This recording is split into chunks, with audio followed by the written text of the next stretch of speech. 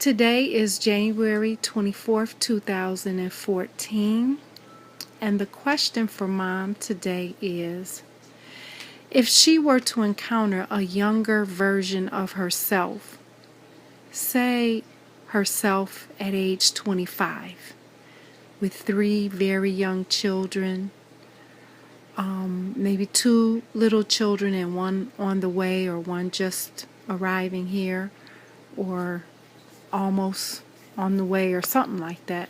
I don't know, at 25 you might have had 2 and one in the oven or about to get into the oven or something like that. So anyway, if you were to encounter a young woman about age 25, single parent, stressed out, sometimes coming at her wits end,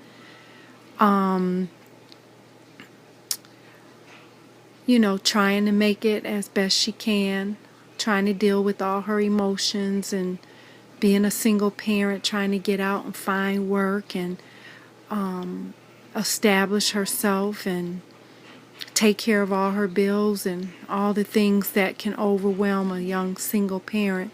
What would be her advice to her younger self at age 25? Or to any young woman at 25 struggling with the kinds of issues that she was struggling with. But I'm trying to encourage her to imagine that it was herself, that she has an opportunity to talk to her younger self if she could have, or if she could be that voice of wisdom for a young woman like herself. What would she say? Well, I would say that it's very difficult to do that by yourself. And I think that your church family is a very important thing. And at that particular time in my life, I was attending a big Caucasian, affluent church. And there just isn't any support for you. I mean, you're struggling with two little toddlers and then a third little infant. You go to church on Sunday, so you're sitting there trying to, to amuse 2 children and a little baby crying and trying to keep this little child quiet. That you're really not getting the support that you need, and the children really aren't getting the attention that they need. So you need to just find you a church, a good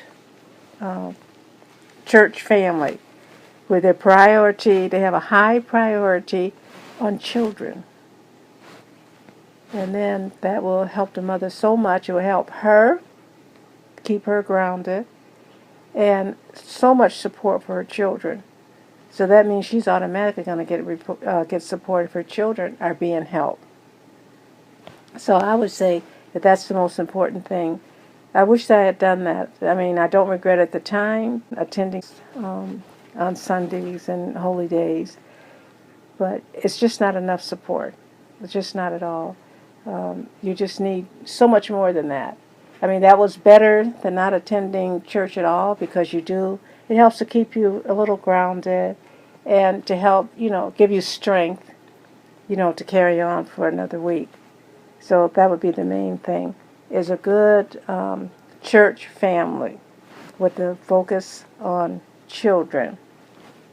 And then the next thing I would say is that even though if you're not getting the support that you need, and that primarily that your children and yourself are dependent on your salary, it's very easy for you to work a lot of overtime.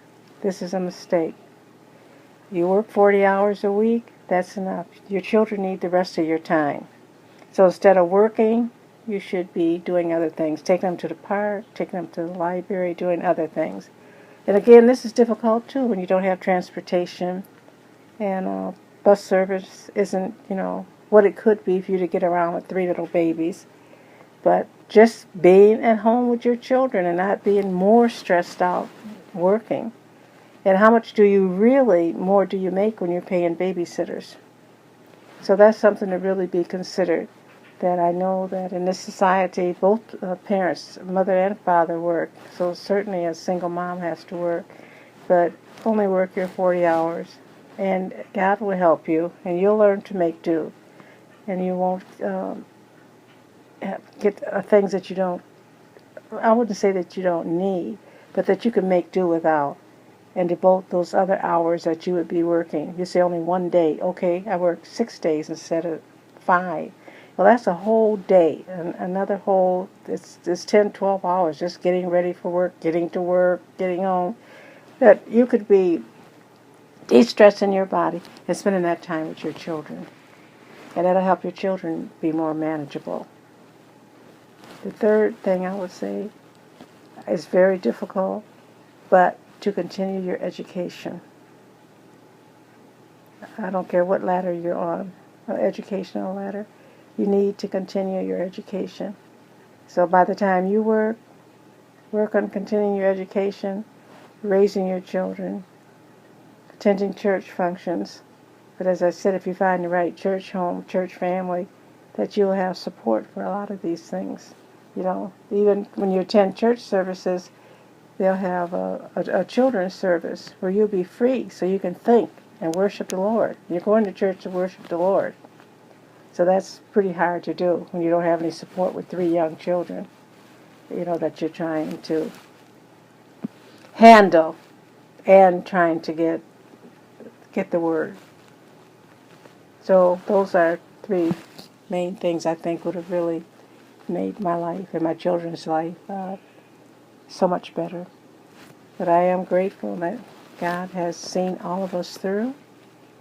And all I can say is God is great. God is love. God is wonderful. God is very merciful to all of us. And all of us, I don't care how high you think you've risen, we're all fall short. We're all sinners, all of us.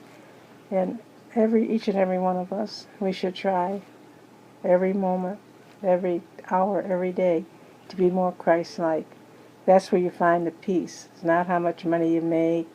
It's not the wardrobe that you have. It's not the home that you have. That's not true happiness. Thank you, Mom. Beautiful job. Beautiful. Well, I don't know about that. I wasn't prepared, but I think it was beautiful. And those make the best interviews when it's straight from our heart and not a whole lot of premeditative processing. So thank you. Beautiful. Now say thank you to your younger self. okay. Thank you, younger self. Okay, the next go round, we're gonna follow this advice. Beautiful. And I say to your younger self and to your older self, I love you, Mom. And I love you dearly. I love you more. I really do. I really do. I know you do. I just wanted to say that a mother could not expect or have a better child than you have. You're really a beautiful person. None of us are perfect, but you come pretty close to it. So I thank God for you. I really do. Oh my goodness. Thank you, Mom. That was so sweet. I feel so unworthy, but thank you. Okay. So until next time, hopefully tomorrow she'll answer another question. I should So- just answer one. So we'll see.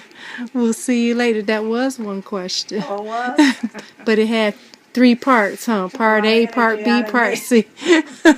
She's good and tired now, but we're gonna try again. So thank you, Mom, again. That was beautiful. And to your younger and your older self, we appreciate you both and thank you and love you both. Okay. Night, night.